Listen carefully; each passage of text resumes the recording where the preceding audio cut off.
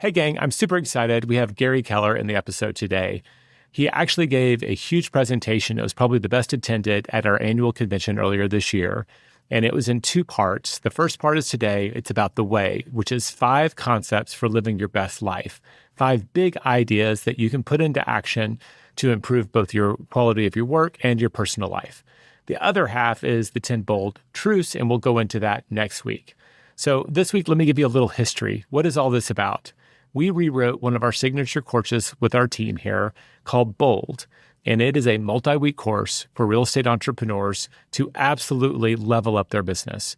We've tracked it for probably close to 15 years and seen people really make a big leap from where they were to where they want to be by making a very focused effort, a very one thing kind of effort for a period of weeks. And so to get people in the mood, right, to do something big, something that takes some courage, we wrote these introductions. So today we're covering the way, 5 concepts for having the best possible life. Let's hear them from Gary, and I will jump in and give you a little one thing commentary along the way.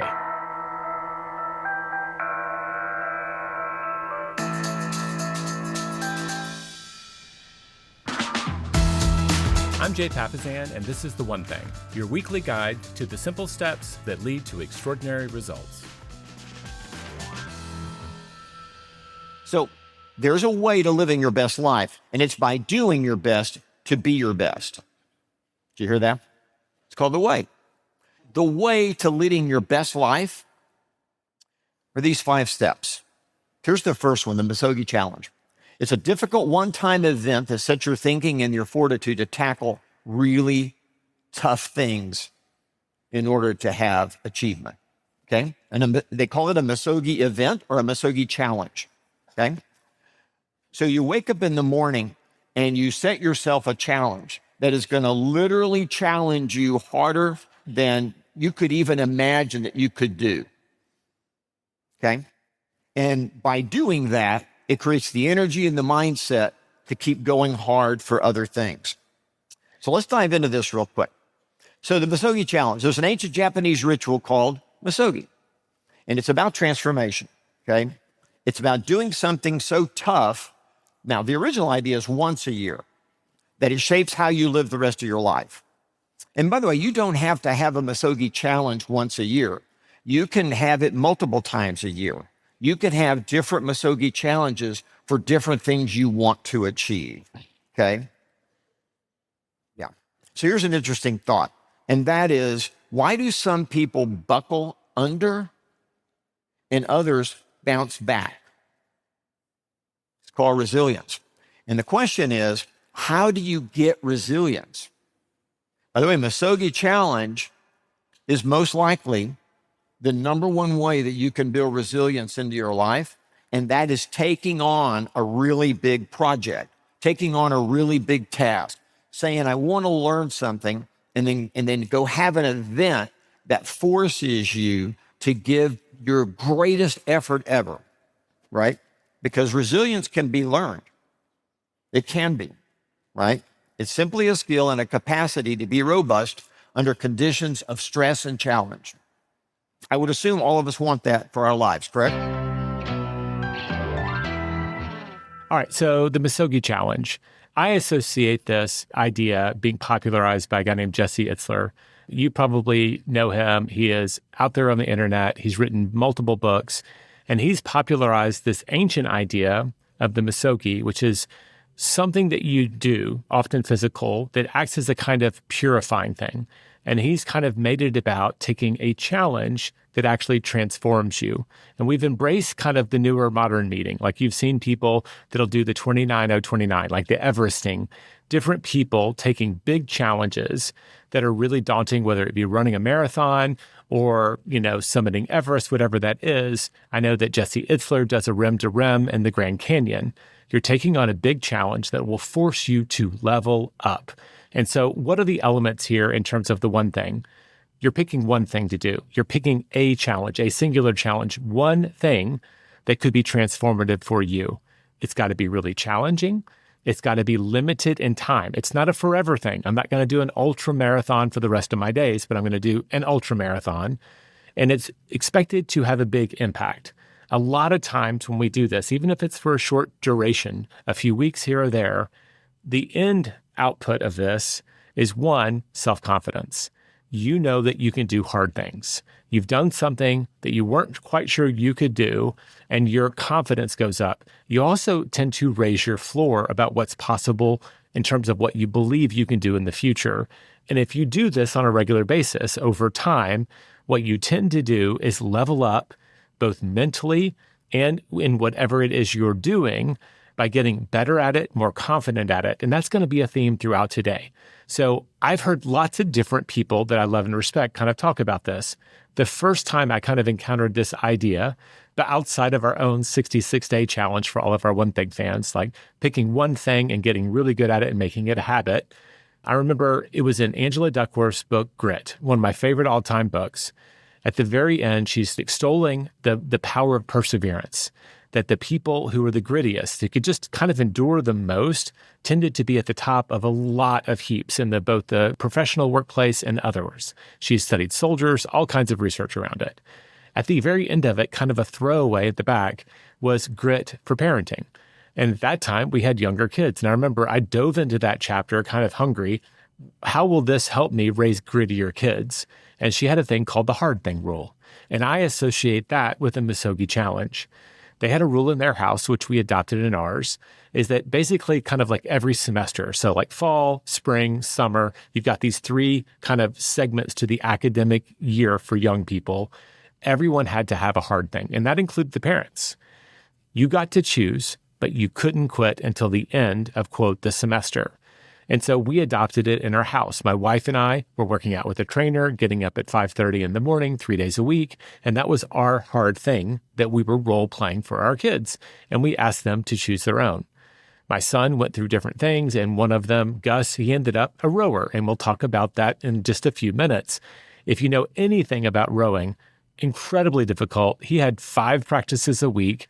And his practices were like bigger than all of our workouts combined.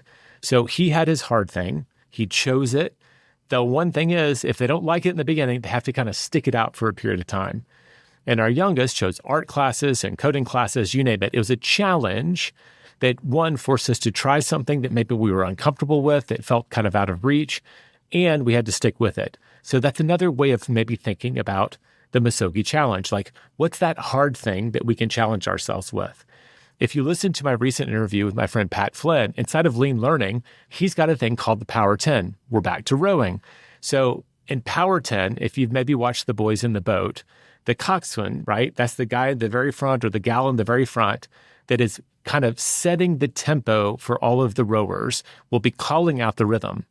And when they're getting close to the finish line and they need to either take on a lot of speed to catch up or stay ahead, they'll do what's called a Power 10. And that is 10 strokes in the boat at maximum possible output. And those Power 10s are not things that are sustainable. And by the end of a Power 10, if you look it up online, you'll often see all of the rowers basically just collapse in the boat. They are giving their absolute maximum effort for 10 strokes.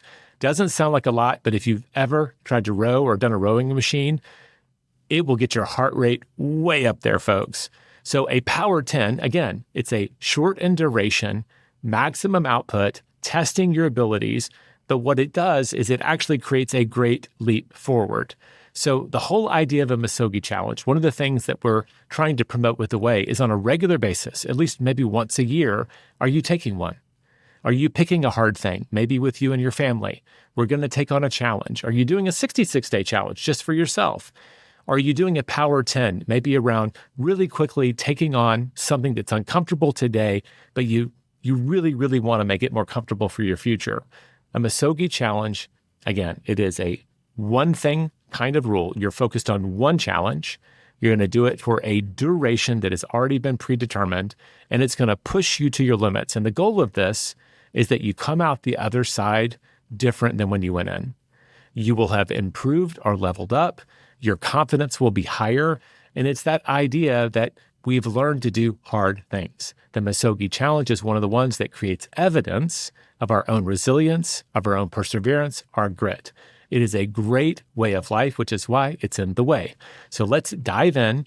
to the second one, which is exposure therapy. Second thing you do is you have to have exposure therapy, meaning the things that you fear, you have to get into a safe environment where you can work on that so that when you go out in the real world, you can do it. Okay?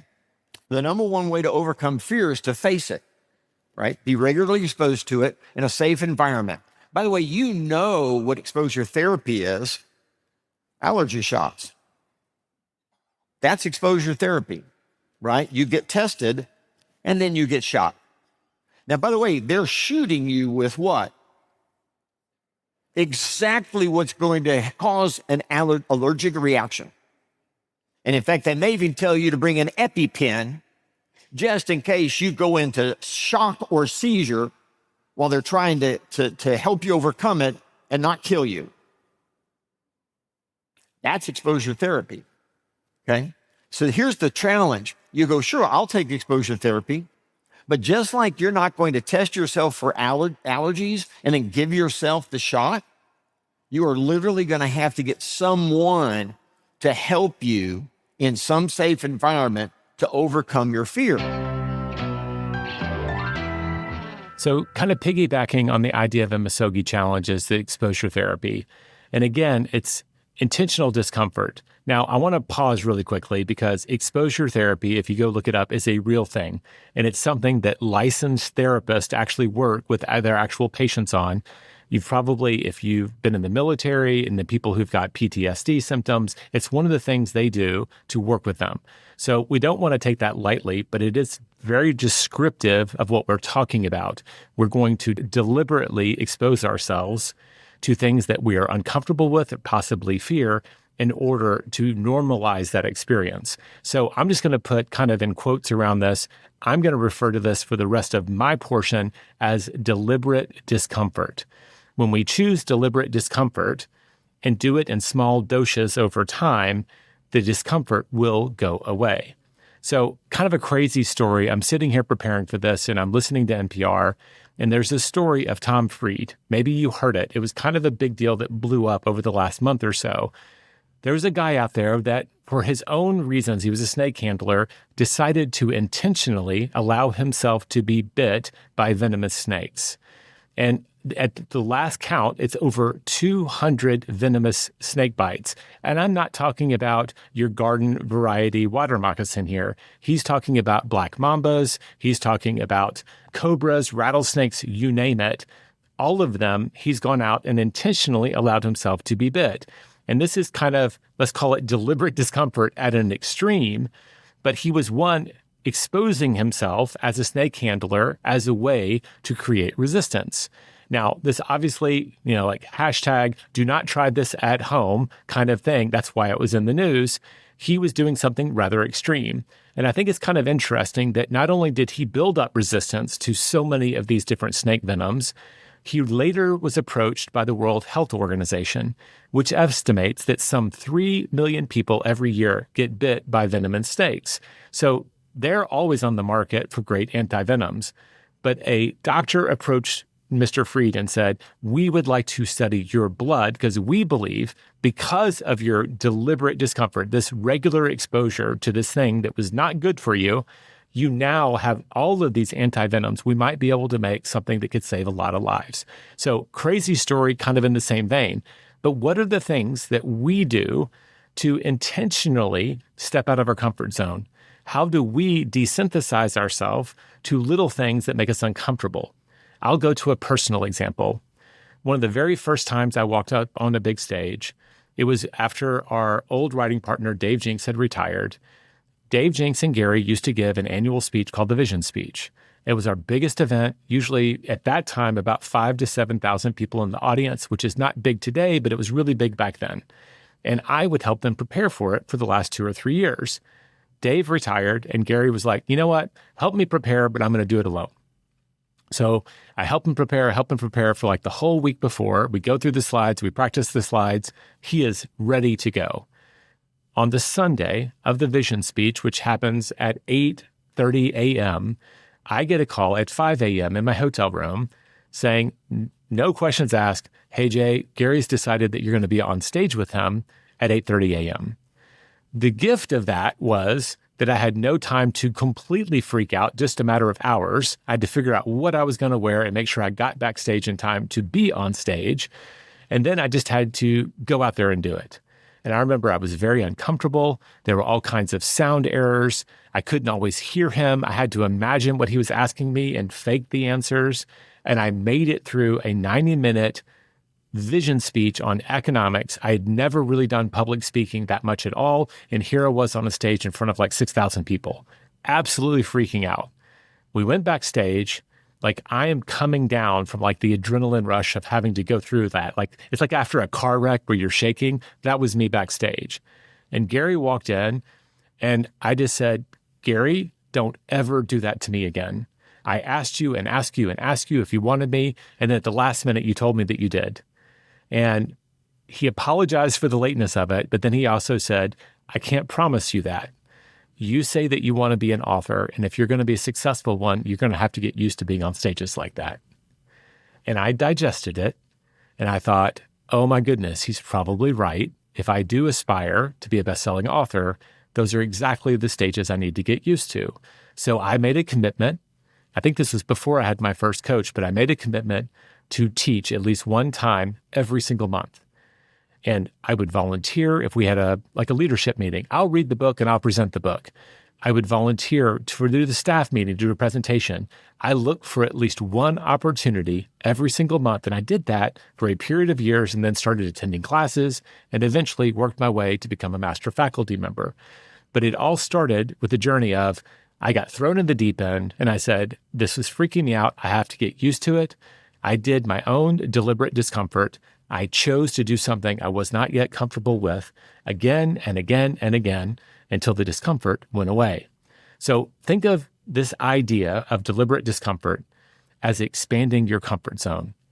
Every time we do something that's a little bit fearful, it's a little bit uncomfortable, we're expanding that comfort zone just a little bit. We often can't perceive it in the moment, but the more we do it, the bigger that bubble becomes until suddenly someday you'll look up. And for me, like just as recently as a few months ago, I was on stage in front of about 17,000 people. Did I still have the jitters? Absolutely. It matters to me. It's not a natural activity, but I wasn't afraid. It was that good kind of nervous energy. I want to do well. I've worked really hard to prepare for this, but it wasn't the abject terror that I experienced way back when I got thrown on the stage. So deliberate discomfort is how we get past our fears. It's how we get past our discomforts in small, safe steps. Do not go out there and play with venomous snakes, folks, but you can start playing with and experimenting with the things that you are fearful of, that you make you anxious, and just take tiny, tiny steps regularly over time until the discomfort goes away. So that is number 2, deliberate discomfort. Let's hear from Gary on number 3, Kaizen. Number 3, so now we've had our event. We're supercharged, right? We've got the energy. We've started this thing called exposure therapy, where we're working on the thing that we're afraid of, and now we practice Kaizen.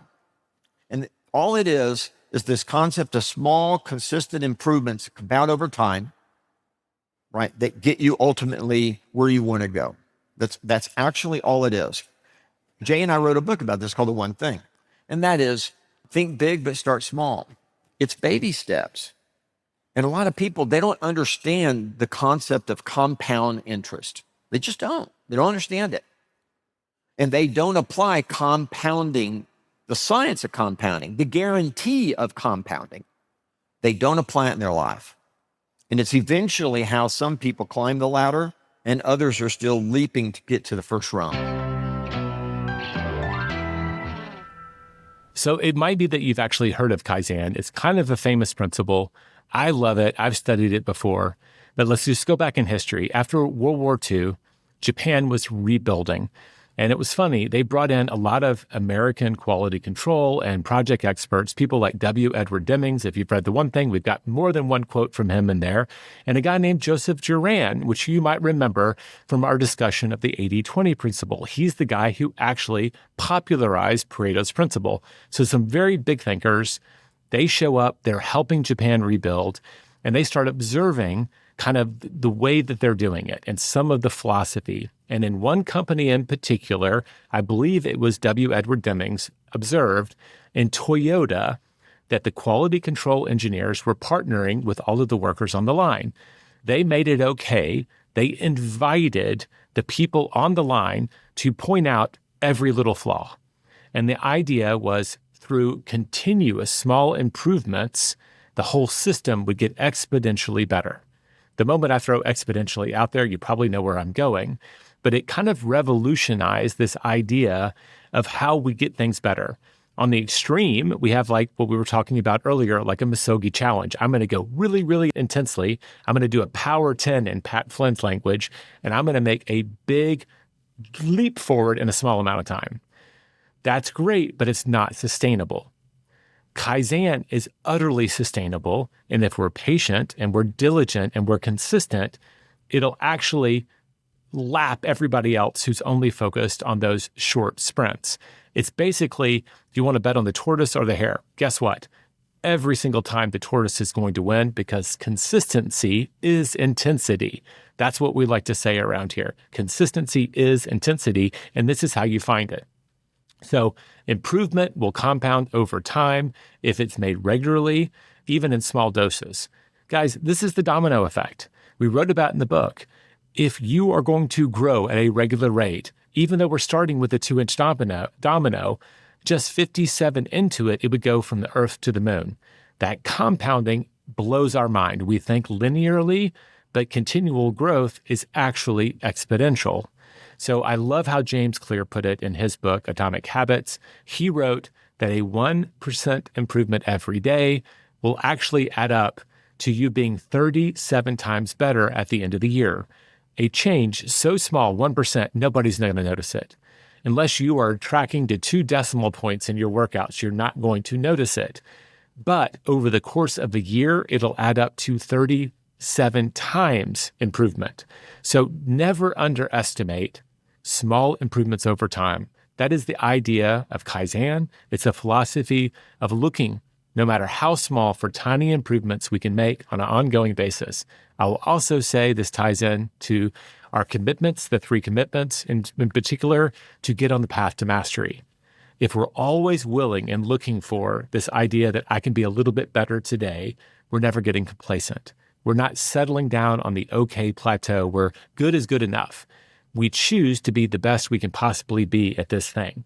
And that adds up over time. Underestimate it at your own peril. So you get better every single day by making this tiny improvement. The repetition allows you to also be more confident. I can do it better, and ultimately you will get better results. Think big, folks, but you can also go small. That is our mantra. Next up, Gary's going to talk to us about the myelin effect. And then you enact what you would call the myelin effect. The myelin effect is a scientific term where the myelin is a wrapping that goes around your neurons and creates a smoother path for you to repeat an action you want to repeat. Every time you do something, the same thing, you create myelin, which wraps around the neuron and smooths the path. When someone tells you to go practice something and you notice that over time, as you practice it, you get better, yes, you're actually enacting the myelin effect. When someone says in the real estate space, set aside a time every morning for your lead generation, you are literally living this process, right? The next time you do it, whether you realize it or not, it's a little easier. And then it's a little easier. And then it's a little easier. If it was a guitar piece, my wife will tell you that she has to leave the room because it's like a broken record. I just have these 4 chord progressions and my hand doesn't work right to do it. But what I notice is magically, if I just sit there and do the 4 chords over and over and over, all of a sudden, I begin to realize how my hand needs to move. And then at some point, the hand moves without me. It just happens. All right. So obviously, this is about habits, but we're kind of looking at it at a biological level. And I love this kind of analogy of the myelin because I think of like electrical resistance, right? If you have an electrical wire and it's got the insulation, has got holes in it, not only can that spark a fire, but it's also bleeding out your power. So every time we make a repetition of some action, some activity, we're doing it again and again and again. We often use the metaphor of like a deepening the groove, right? It gets a little bit more set in that way. In this sense, we're wrapping it with another little layer of myelin or insulation, and that's keeping more of our power, more of our charge towards that intention. And I imagine it's just tiny improvements that add up over time. And so that is habit formation at a biological level.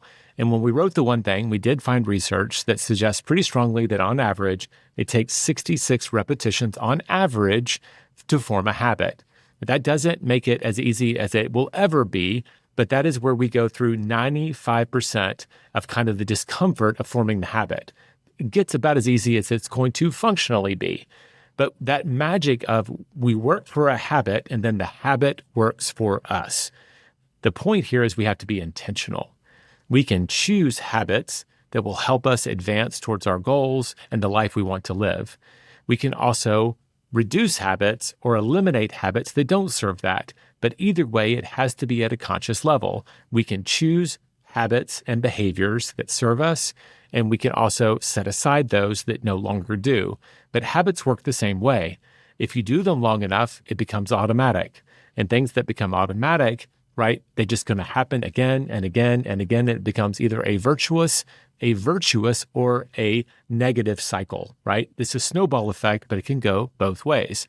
So I'm going to practice the violin every single day. I'm going to do deliberate practice. I'm going to get better and better and better. If I keep doing that, theoretically, I might start performing and I might eventually start recording. You never know.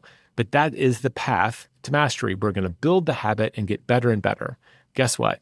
It works just the other way too.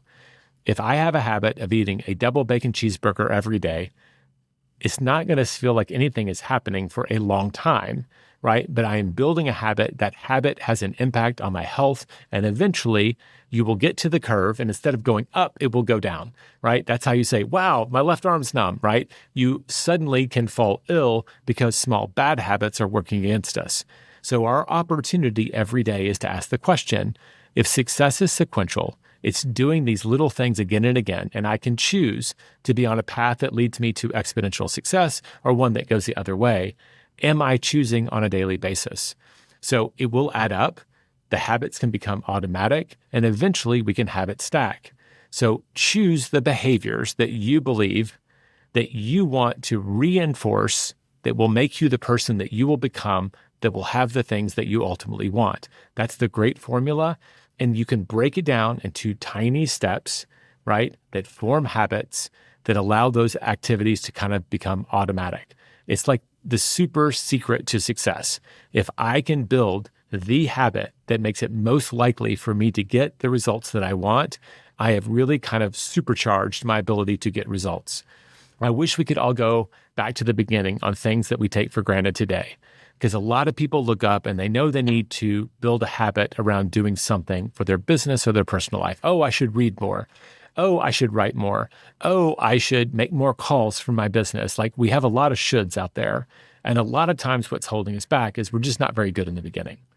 My coach, Jordan, is often telling me, reminding me whenever I get in that mindset, like I know I should build a habit around this. I know I should start reinforcing this behavior, but I'm not very good and it's not very comfortable.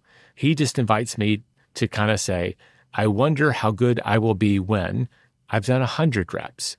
I've done 150 reps, right? We all understand this. If we continue to practice it, not only will we form a habit, but we'll also be more comfortable with it, which reinforces the habit, which reinforces the behavior. So the myelin effect is kind of how we lock all of this in at a neurological level. It's a big idea, and it all comes back to building positive habits that get us where we want to go. Do it by choice, folks. So the last one is called Kintsugi. It is a Japanese art, and let's let Gary talk about what it means, and then I'll be back to wrap up our commentary. And then the last one is, on this path, You're not going to always succeed. You're going to have failings, right? Things are going to break. Well, Kintsugi is the concept of that nothing is ever really broken.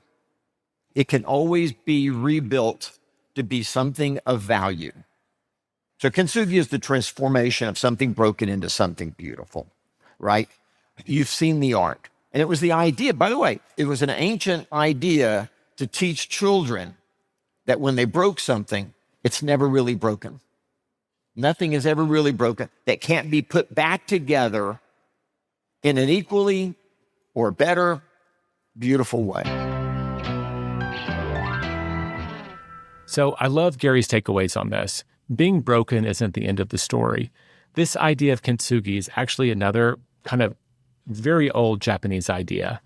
They would have, if you've ever seen Japanese porcelain, it's very beautiful. They're one of those centers of porcelain around the world. They have an art that if porcelain was broken, they would sometimes repair it using gold veins. So if you look up Kintsugi, Kintsugi, you can find it, and there'll be examples of these beautiful porcelain bowls, and they don't look broken. It looks like they have gold veins. And so it might be blue porcelain with gold veins, or white porcelain with gold veins, or green porcelain with gold veins. The theme here is what was once broken is now gold. They have made the idea of being broken into its own art form. And so anything that is broken is not really broken. It is an opportunity to turn it into something even more beautiful through the transformation of kintsugi. Failure, folks, can just be feedback. Failure can just be another step along the way. And if we mend ourselves and keep going, what the end result can be quite beautiful. One of the core ideas here, especially if we're pursuing the best possible life, which is what the way is all about, is that setbacks don't disqualify us. They refine us. And ultimately, they may actually be the things that qualify us to serve others. My friend Rory Vaden, if you've heard him on the podcast, likes to say, we're best positioned to serve those who we once were, right? Dave Ramsey dealt with debt. Guess what? He built an empire helping people get out of debt. I think about Mel Robbins, who's faced her own demons, that voice in her head. I don't want to get out of bed. I don't want to start, all of those things. And guess what? She helps millions today because that's the person that she used to be. I could just go down a list of people that are in the self-help and the self-improvement that are helping people based on who they used to be. So wherever you are today, you're on a journey. You can choose that you can repair and improve and move on, and that thing that you will become may be even more beautiful than you are today. I love it. It's inspirational. It tells us that even the worst kinds of failures may just be a step on the path to something bigger and more beautiful. Now, let's wrap this up and we can kind of recap it. So we have 5 big ideas from Gary called The Way. It's 5 ideas to lead the best possible life. First and foremost, we have a Misogi challenge. It's this idea of doing something very specific, very focused, but for a limited duration that will level us up. And if we do this maybe once a year, we will constantly be reinforcing the idea that we can do really difficult things and overcome challenges. This idea of exposure therapy, or I'm calling it kind of deliberate difficulty, is that we can expand our comfort zone, right, by doing small, uncomfortable things on a regular basis. These tiny doses of discomfort will make the discomfort go away, which makes us functionally free from a lot of our fears if we do it in a very rhythmic way. Kaizen is number 3, is this idea of continuous improvement. Again, another small dose on a regular basis adds up to a lot. If we are continually making tiny improvements, it adds up to far more than we could ever conceive. Number 4, the myelin effect. Hey, be someone of selected habits. Build habits, right? Using this idea that we're neurologically reinforcing the behaviors that we're choosing. When we build habits that way, we work for the habit and then the habit works for us. And finally, we've got Kintsugi. No matter how hard you stumble, no matter how far you fall, you can still rebuild, and what will ultimately be there, what's broken can be repaired, and what's repaired can be more beautiful than it once was. I love The Way, and this is just, by the way, the preamble, the introduction to Bold. Next week, we'll have Gary back, and we will talk about the 10 Bold Laws. But before we go there, before you tune out, let me give you your challenge.